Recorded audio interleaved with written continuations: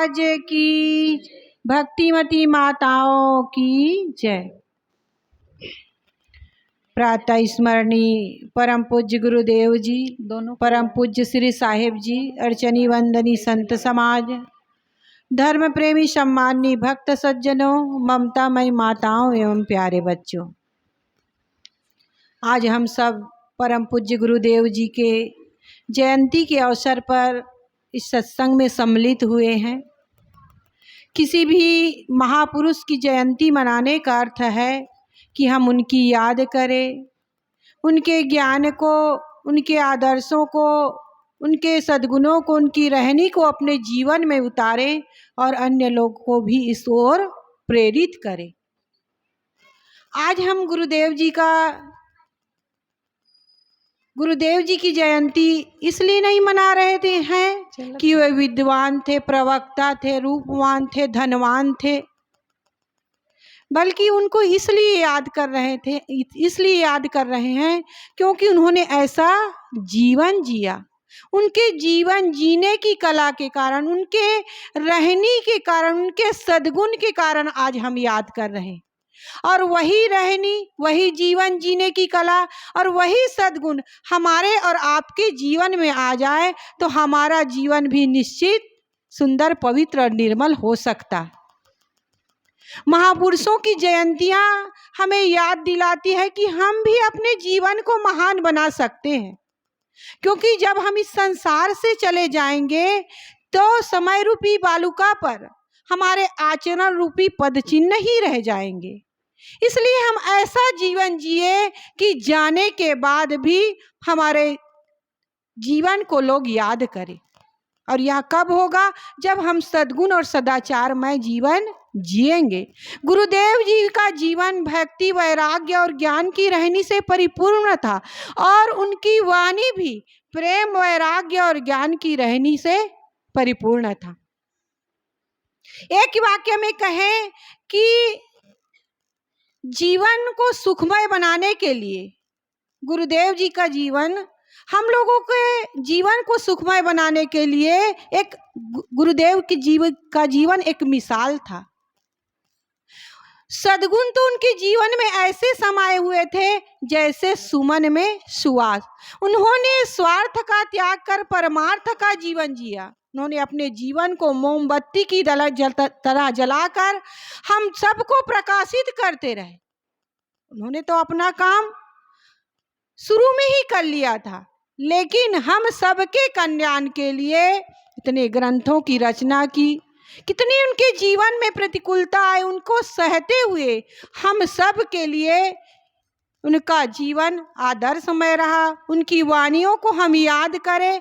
और उनका शरीर तो समाप्त हो गया, क्योंकि शरीर तो नश्वर है, सबका जाने वाला है, लेकिन उन्होंने ऐसा ज्ञान का दीपक जलाया जो अछिन्न हो या कभी बुझने वाला नहीं है। उस ज्ञान को लेकर हम भी आगे बढ़ते रहे और अपने कल्याण का काम करते रहे। उनके सद्गुणों की चर्चा, उनके ज्ञान की चर्चा, उनके सद्ग्रंथों की चर्चा करना जरूरी है, क्योंकि याद नहीं करेंगे तो हम भूल जाएंगे। लेकिन केवल याद ही करते रहे, उसको जीवन में उतारे ना, तो उसका कोई महत्व नहीं है। इसलिए उनके सद्गुणों को, उनके ज्ञान को, उनके वैराग्य, उनकी रहनी को हम अपने जीवन में उतारते जाए और हम भी अपना काम करते जाए, कल्याण का काम करते जाए। क्योंकि गुरुदेव जी का जीवन, गुरुदेव जी की एक ही सार उपदेश था कि सद्गुरु की उपासना करते हुए अपने आप में स्थित होने का काम करे। यही जीवन का सार है। क्योंकि जीवन तो नश्वर है, लेकिन जो ये आत्मा है वो अजर, अमर, अखंड। अभी हमारे भगत जी ने बहुत सुंदर बताया कि गुरुदेव जी ने ध्यान शिविर की शुरुआत की और उन्होंने एक मंत्र दिया, अहम शुद्ध चैतन्य ज्ञान स्वरूपम अजरहम अमरहम अखंडम अनुपम। तो उसको हम अनुभव करें, उसमें स्थित होने का काम करें, तभी हम सबका जीवन सार्थक होगा। मैं गुरुदेव जी के चरणों में त्रय बार बंदगी करते हुए अपनी श्रद्धा सुमन समर्पित करती हूँ। बस इन्हीं शब्दों के साथ मैं अपनी वाणी को विराम देती हूँ। बोलिए सद्गुरुदेव की जय। बहुत बहुत धन्यवाद साहेब जी को, बहुत सुंदर अमृत विचार हम सबके बीच रखी गुरुदेव जी की याद में। किरण साहेब जी हैं,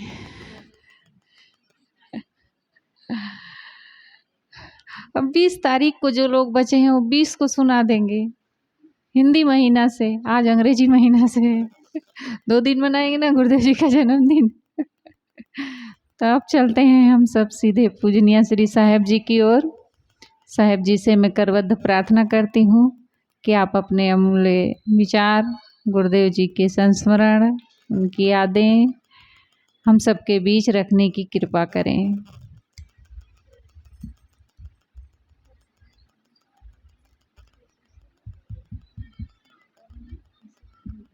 बोलिए सद्गुरु कबीर साहेब की जय।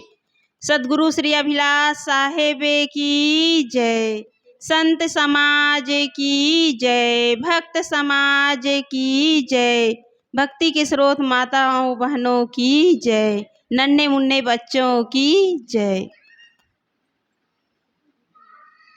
गुरु की महिमा अनंत है, मोह से कही न जाए। तन मन धन सब सौंप के चरणों रहा समाए। तन मन धन सब सौंप के चरणों रहा समाए। मेरे मन मंदिर के आराध्य देव परम पूज्य गुरुदेव जी, वंदनीय संत समाज, उपस्थित सम्माननीय भक्त सज्जनों, भक्ति के स्रोत ममतामयी माताओं, नन्हे मुन्ने बच्चों, आज पूज्य गुरुदेव जी की जयंती मना रहे हैं। आज से 92 वर्ष पहले खानतारा गांव में एक नवजात शिशु का जन्म हुआ। कोई नहीं जानता था कि एक नन्हा सा बालक इस दुनिया को अपने ज्ञान के आलोक से आलोकित कर देगा, इस संसार को लोक कल्याण के लिए, आत्म कल्याण के लिए एक अमर संदेश देगा। कोई नहीं जानता था। गुरुदेव जी 17 अगस्त को एक नवजात शिशु के रूप में इस धराधाम में आए और पूरी दुनिया को अपने ज्ञान के प्रकाश से प्रकाशित किए। कोई भी महापुरुष इस संसार में शिशु के रूप में नहीं आते। वे अपने जीवन में त्याग करते हैं, तपस्या करते हैं, साधना करते हैं, संयममय जीवन जीते हैं, तब वो महान होते हैं। गुरुदेव जी त्यागमय जीवन जीते जीते, संयमित जीवन जीते जीते अपने जीवन को तपाते तपाते नर से नारायण हो गए। ये हमारे लिए सौभाग्य की बात है कि हम ऐसे महापुरुष के सानिध्य में हमें सीखने समझने को मिला, ज्ञान मिला, एक नई दिशा मिली। गुरुदेव जी अपने जीवन को पूरी तरह साध लिए थे। वे ऐसे महान मूर्ति थे कि उनके दर्शन के लिए भीड़ इकट्ठी हो जाती थी, उनके केवल दर्शन के लिए। ऐसे महान आत्मा थे। एक बार मंदिर में एक मूर्ति के सामने एक पत्थर ने प्रश्न किया कि हम दोनों सजाती हैं, हम दोनों एक ही तत्व के बने हैं, तुम भी पत्थर के हो और मैं भी पत्थर का हूँ। फिर इस मंदिर में आकर लोग तुम्हारे सामने फूल चढ़ाते हैं, प्रसाद चढ़ाते हैं, अगरबत्ती घुमाते हैं, पूजा आरती करते हैं, प्रार्थना करते हैं, वंदना करते हैं, और लोग जो है मेरे ऊपर पैर रख करके चलते हैं। ऐसा क्यों हो रहा है? तब मंदिर में जो मूर्ति थी वो कहने लगी कि बात तो सही है, लोग मेरी पूजा करते हैं और तुम्हारे ऊपर पैर रखते हैं। अंतर केवल इतना ही है कि जब मूर्तिकार ने अपना छैनी और हथौड़ी लेकर तराशने का काम किया तो उस समय मैं मूर्तिकार के छैनी और हथौड़ी के मार को मैं सहता रहा, उसकी चोट को मैं सहता रहा और मैं सुंदर मूर्ति बन गया।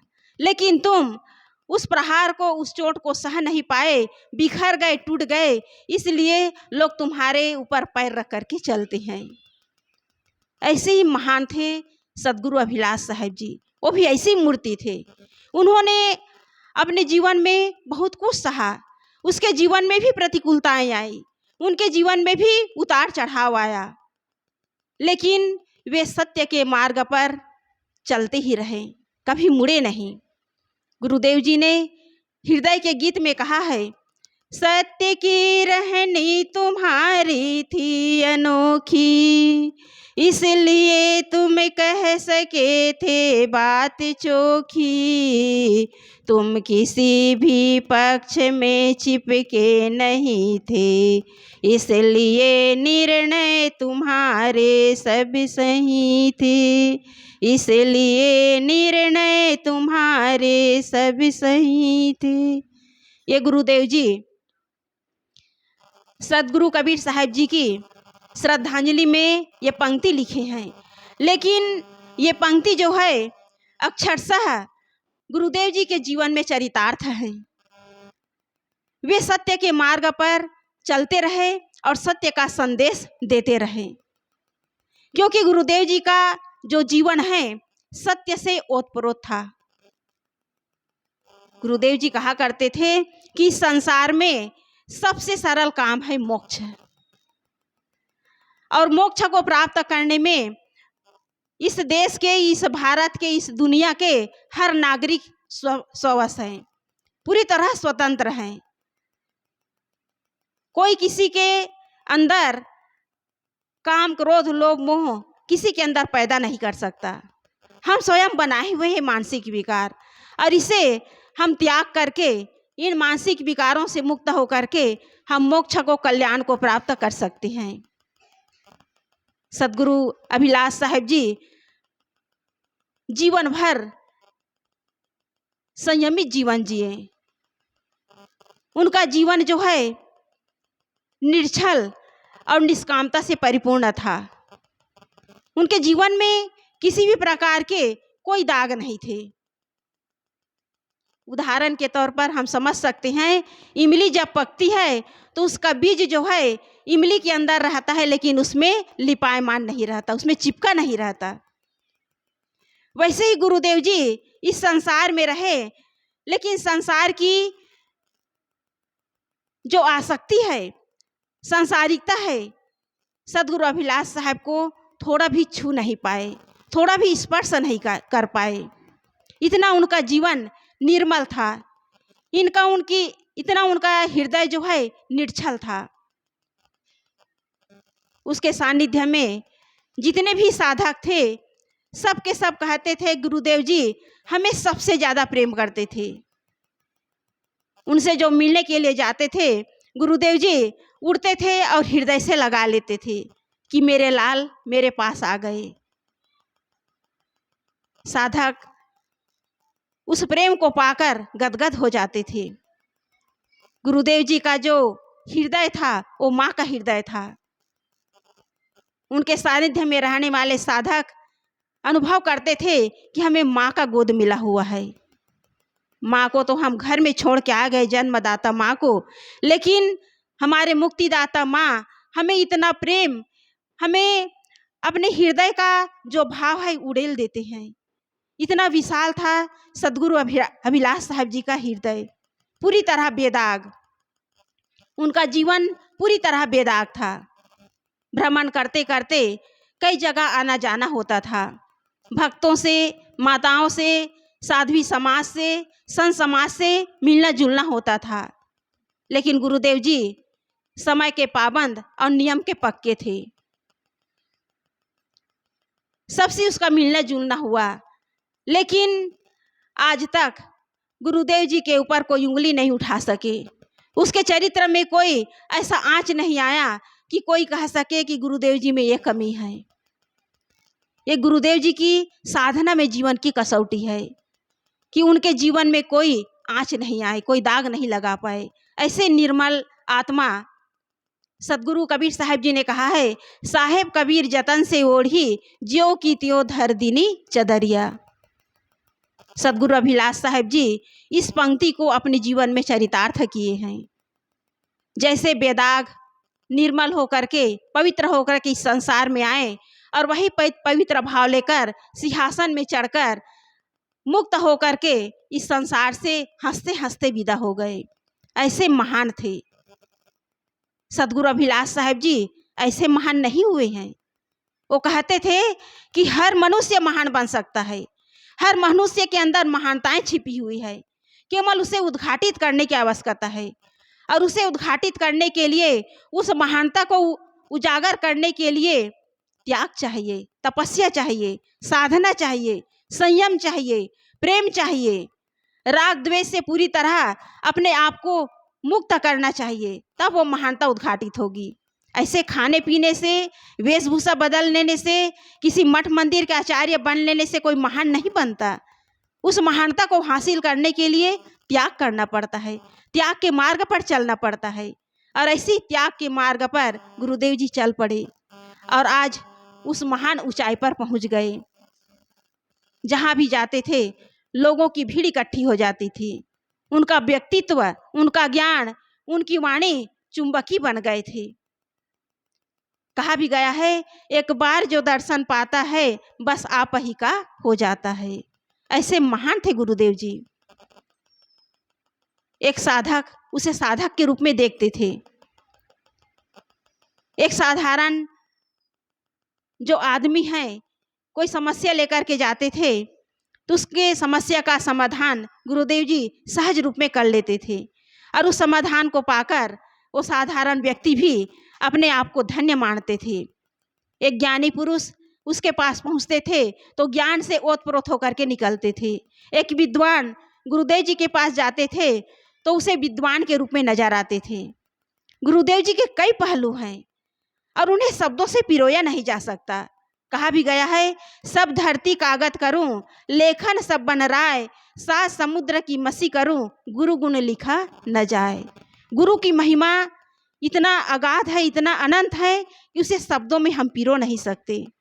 ऐसे महान थे गुरुदेव जी। उनका हमें दर्शन मिला और उनके दर्शन पाकर आज हम धन्य हो गए। हम तो साधना करते करते 20 साल 25 साल गुजार दिए, लेकिन उस ऊंचाई पर हम नहीं पहुंच पाए जिस ऊंचाई पर गुरुदेव जी 24 साल की उम्र में पहुंच गए। 21 साल में घर छोड़े और 22 और 24 साल के दोनों साल के अंतराल में वैराग्य संजीवनी गद्य पद्य के रूप में लिखे। और वो वैराग्य संजीवनी पूरा वैराग्य से भरा हुआ है। वैराग्य में संबंध क्या, वैराग्य बादल छा गया, वैराग्य बिन सब भंग है। गुरुदेव जी का ये पद, गुरुदेव जी की ये सुंदर जो रचना है वैराग्य से भरा हुआ है। इसे पढ़कर ऐसा लगता है कि इसे पढ़ते ही चले जाएं, इसका पाठ करते ही चले जाएं। ये साधकों के लिए और उनके कल्याण के लिए ये अमृत वाणी है, महान औषधि है। गुरुदेव जी ने हमारे लिए क्या क्या नहीं दिए। वो हमेशा मौत को ही याद करते थे, क्योंकि गुरुदेव जी देहाभिमान, देहाशक्ति और सांसारिकता से ऊपर उठकर हमेशा मौत को याद करते थे। इसी वैराग्य संजीवनी में एक पद है, मौत प्यारी मौत मेरे सामने आया करे, रे मौत प्यारी मौत मेरे सामने आया करे।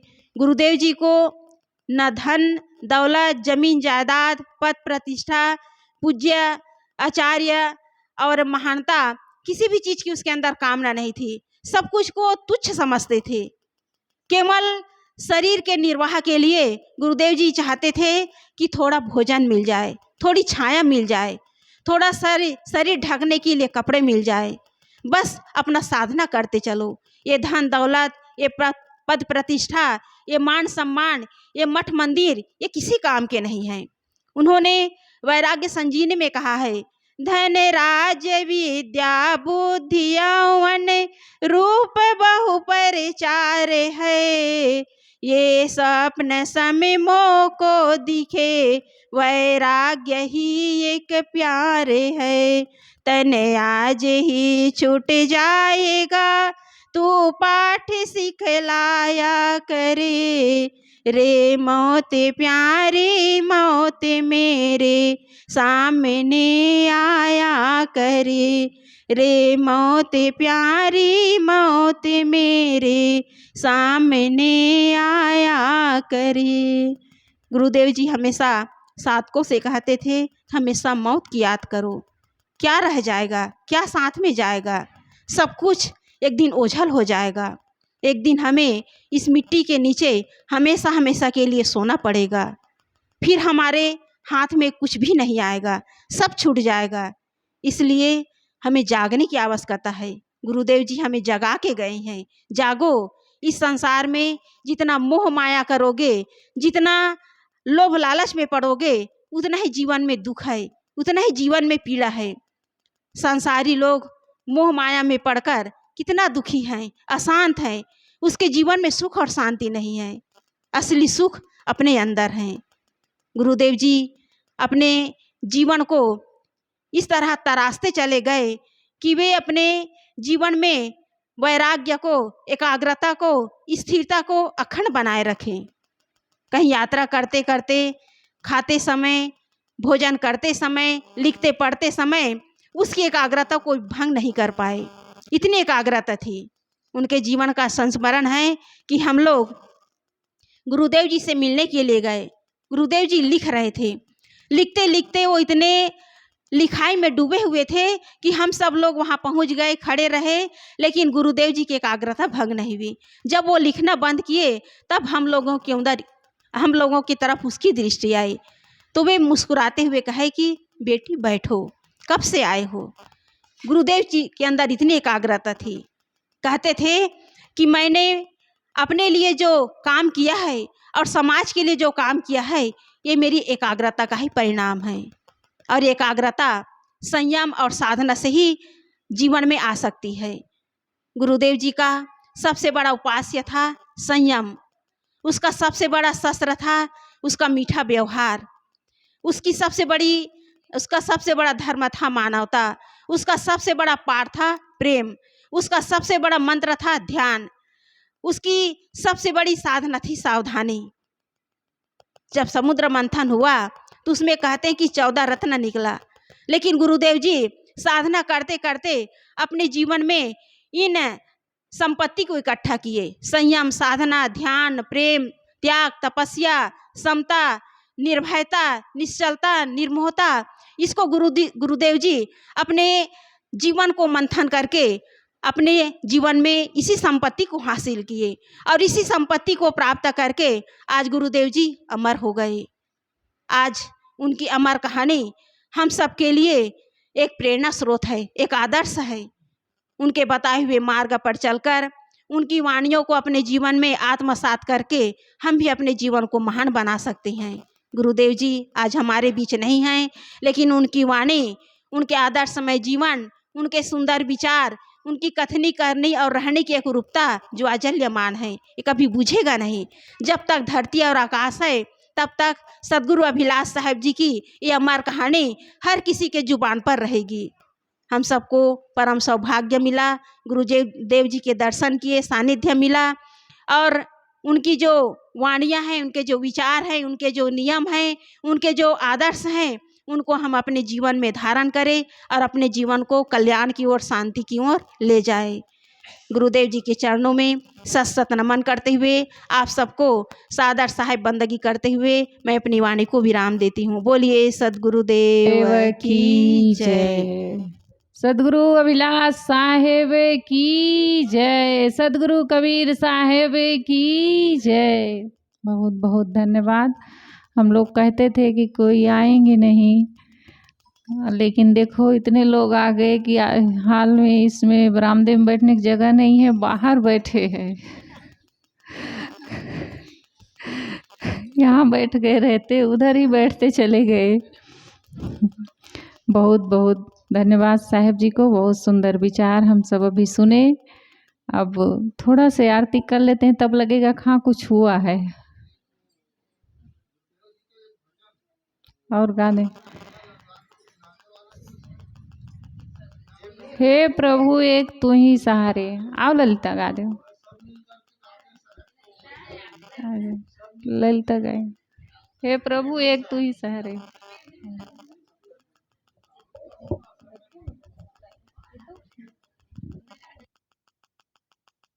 साहिब की जय। सदगुरु अभिलाष साहिब की जय। प्रातः स्मरणीय परम पूज्य गुरुदेव जी, परम पूजनीय श्री साहिब जी, अर्चनीय वंदनीय संत समाज, धर्म प्रेमी सज्जनों एवं भक्तिमती माताओं, मेरे लिए भी साहिब जी के द्वारा आज्ञा हुई है। आज्ञा पालनार्थ आप लोगों के समक्ष गुरुदेव जी द्वारा रचित एक पद प्रस्तुत है। हे प्रभु एक तू ही सहारे, मेरी नैया लगा दो किनारे। हे प्रभु एक तू ही सहारे, मेरी नैया लगा दो किनारे। काम आदि के मनोमय की धारा, डूबता हूँ न पाता किनारा। काम आदि के मनोमय की धारा, डूबता हूँ न पाता किनारा।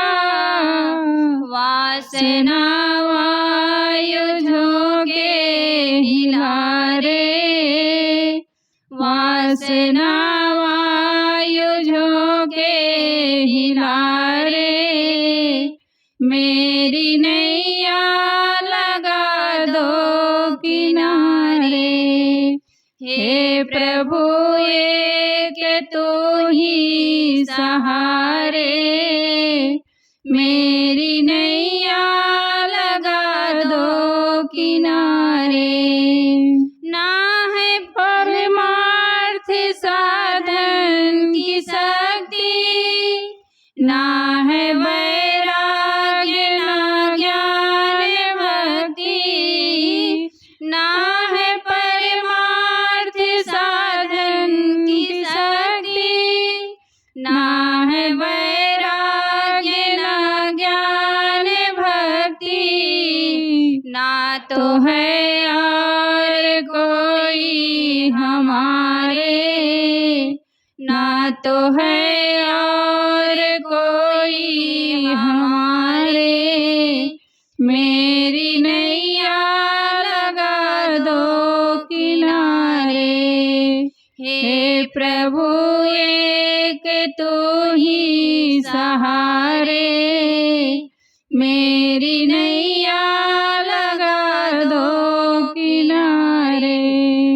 बांस बल्ली न पतवार ही है, घाटे औघटे वही जा रही है।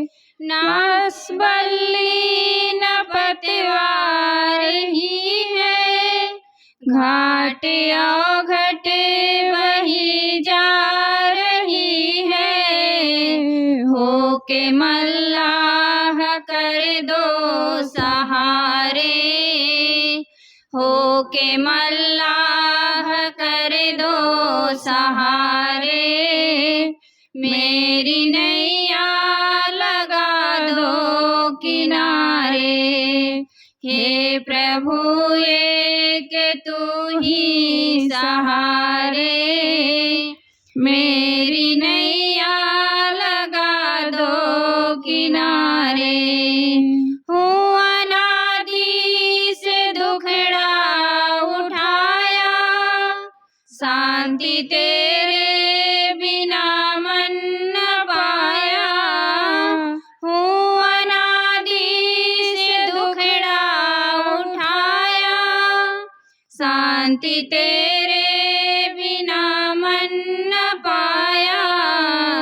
कर दो हे नाथ भव दुख से न्यारे, कर दो हे नाथ भव दुख से न्यारे। मेरी नैया लगा दो किनारे। हे प्रभु एक तू ही सहारे, मेरी नैया लगा दो किनारे। नाथ मैं आफतों का हूँ मारा, धर्म तेरा है करना सहारा। नाथ मैं आफतों का हूँ मारा, धर्म तेरा है करना सहारा। होके अभिलाष निर्मद पुकारे, होके अभिलाष निर्मद पुकारे। मेरी नैया लगा दो किनारे। हे प्रभु एक तू ही सहारे, मेरी नैया लगा दो किनारे। मेरी नैया लगा दो किनारे। बोलिए सद्गुरु अभिलाष साहिब की जय। संत समाज की जय। साहिब भक्त समाज की जय। भक्तिमती माताओं की जय।